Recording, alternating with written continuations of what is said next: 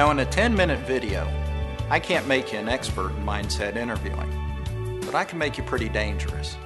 And I can absolutely promise to make the next interview you conduct more effective than the last.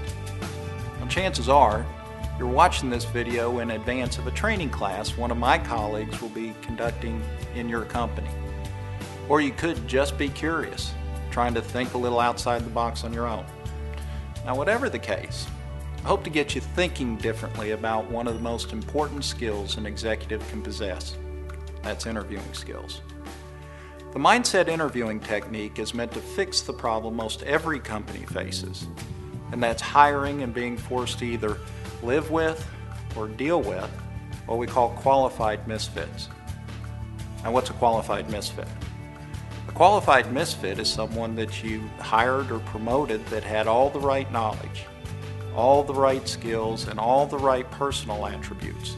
They met all your qualifications, only for you to realize after the fact that they didn't fit in after all. They were a misfit. They were a qualified misfit. Kevin Kelly is the CEO of Heidrick & Struggles, one of the top international search firms. Now, I've never met Kevin, but I really like his candor. In a Financial Times article published a few years back, Kevin shared the results of an internal study into 20,000 Heidrick searches. He was quoted as saying this: "We found that 40% of executives hired at the senior level are pushed out, fail, or quit within 18 months. It's expensive in terms of lost revenue. It's expensive in terms of the individual's hiring. It's damaging to morale." Now, we agree with Kevin. This is still a problem. And I can tell you, Heidrick doesn't present unqualified people. It sounds like to me that 40% of their placements are qualified misfits. We talk to senior executives all the time, and they insist that failed executive hires are still a huge problem, costing their companies time, money, and lost opportunity. Now, mindset interviews are going to require you to think differently. If you're an experienced interviewer, I'm going to ask you to rethink the interviewing techniques you've grown comfortable with over time. Let's start by opening your mind a little. So if you buy stocks or mutual funds, you're probably familiar with this statement. It goes something like this: past performance is not a reliable predictor of future results. Now, this is a disclaimer that accompanies most solicitations for investments, and it makes total sense, doesn't it? I mean, just because a stock was up 20% last year doesn't mean it's going to be up 20% every year. Unfortunately, most employers don't apply the same sound investment advice when acquiring senior executives. In fact, they apply it in reverse.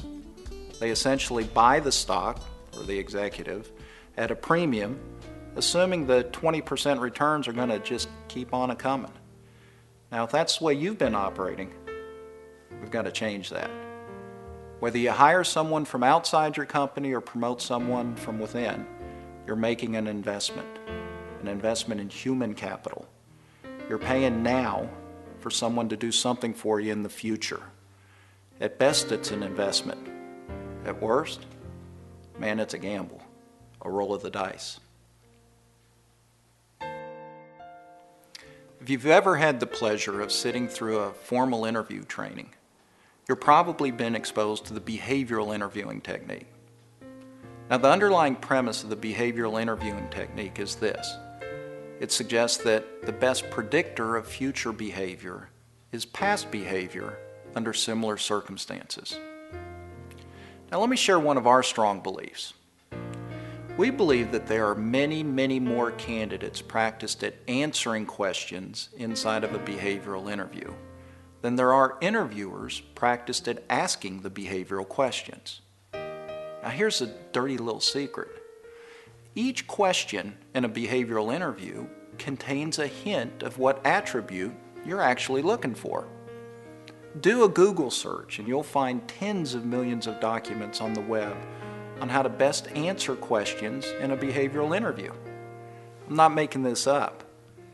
Listen, behavioral interviewing has its place and is better than having no structure at all. But folks, there is a better way. Behavioral interviewing is about to turn 40. That's right. The most common, admired, and embraced form of interviewing was introduced nearly 40 years ago. Now I'm about to turn 50. Let's keep that between us though, okay? I've been in business going on 30 years. I've seen the booms and the busts. I've seen the internet change all of our lives. I've seen what used to take place on a mainframe move to an app on a smartphone. And through all this, the best we can do is, the best predictor of future behavior is past behavior under similar circumstances? I don't think so.